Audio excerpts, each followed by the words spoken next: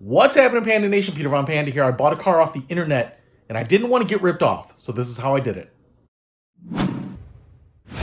All right, sitting in front of my computer here, and as you know, I picked up a Maserati, and one of the things that always scares me about buying cars is doing the transaction. Whether you're doing them in person, you got to be safe, or whether you're doing them over the internet. And the problem for me was that I really wanted this particular Maserati Grand Sport here, and there are not a lot of them. And the one I wanted was actually a car in California, and I made a deal with the seller. Now, I certainly trusted him. He seemed like a nice guy. We actually talked on the phone. But whether you're buying a car or a high ticket item, or whether you're buying something locally, I think the solution that I used is something that you might be able to use regardless. However, for big ticket items like a car or a house, you can escrow money, and that is not always the easiest thing to do when you don't do it very often. So I found this. It's Escrow.com, and this is the site that I used, and I was really happy with it. So I found the car that I liked, and I was a little bit worried about sending money, sending cash off, because the car was going to have to get shipped to me, the title was going to have to get shipped to me, and in fact, the owner actually had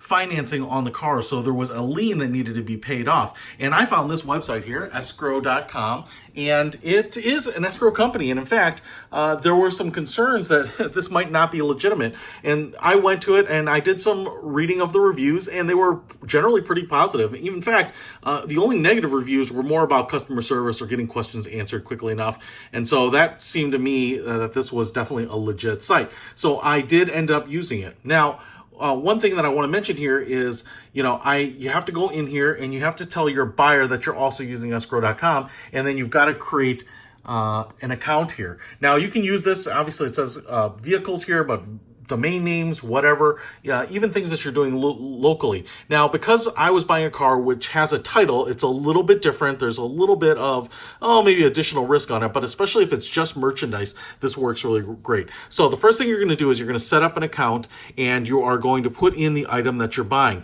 And then you're actually going to put in the contact information for the seller, and they are going to get an invitation to come and make an account as well. And they are going to actually have to put in not only their information, the information about the product, the tracking information if they are shipping it to you, but they are also going to have to put in their lien holder information. So what it does is it charges you a pretty reasonable fee, I think. About $160 is what I paid, but then I actually added on another $60 fee for them handling a lien holder. In this case, the seller had a loan outstanding on the car to Wells Fargo. I didn't have any in that information, but because I marked that I was paying the fee for the escrow.com website to handle a lien holder as well, he had to put that in order to finish it up. So the nice thing about it is you kind of put in all the information. I put in the VIN number and all of that stuff, and then it kind of shows you the progress of where you are in this transaction.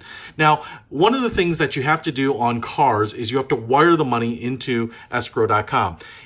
For other products, let's say I was buying a limited edition watch or something that doesn't have a title, I can actually put the funds into escrow.com via a credit card. But cars had to be wired. The money has to be in there directly, and part of that is because of the fees. So I went to my bank, and I actually sat down with a banker to wire money in it. It gives me a printout of exactly the wire instructions that you have to follow, and I took it, and my banker said, hey, he had never heard of this, so we jumped on the website because he was like, I don't want you to get scammed or screwed, and he was kind of looking at it. We looked at some reviews together. I was really happy that he actually helped me out too. He said, like, I still don't know anything about it, so you're going to take the risk. And I said, that's fine. And he actually wired the money in. I came back home, logged in, and probably about 45 minutes later, it actually showed in escrow.com that the funds had been received. Once that happens, the buyer gets a notification to ship the item, and in this case a car, and actually I was picking up the cost of shipping in this. So I actually contacted the shipper, found the shipper information, and then actually contacted and sent that shipping notification to escrow.com itself. And then like 4 days later, the car showed up. Now, here's the problem if you have a lien holder, is that what ends up happening is that you will mark how long you need to review the item once it's arrived. I actually put in 2 days because once the car came, I would fire it up, make sure that it was in good condition, and I wanted the funds to be released, because if you mark that the car has arrived, they will release funds to the respective parties right away. But if you don't do anything, it'll wait till, like, say 2 or 3 days, whatever you mark is kind of the inspection period, and once that time is expired, they're going to release the funds anyway. They're going to make sure that the seller is also protected and gets their funds. As soon as as the car arrived, I inspected it, took a look through the fluids, went in here, marked as accepted, and off went the money. Now, because I paid that additional fee, they sent the final payoff amount to Wells Fargo, and then they sent the remainder to the buyer. Now, because this was California, that was kind of an interesting situation. I've never actually had that happen. Usually what happens when a lien is paid off is that the owner gets the title back and then can do whatever they want with it. In this case, what ended up happening is Escrow.com at that point is kind of done. They've paid the car. You've said you received it and all that, but the title transfer to me kind of happens afterwards. And so that can take a little time. I wish that Escrow.com had maybe a different feature to kind of track titles, but I get that that takes a long time, especially intrastate.